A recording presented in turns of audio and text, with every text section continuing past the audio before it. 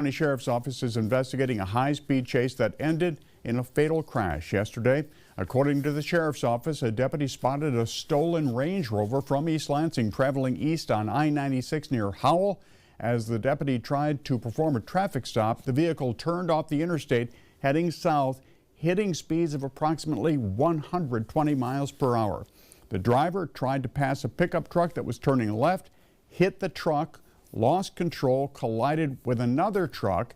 The driver of the Range Rover suffered critical injuries, was taken to a nearby hospital, and later died. He was identified as a 28-year-old Lansing resident. His passenger, a 23-year-old from Lansing, is in critical condition. Neither was wearing a seatbelt.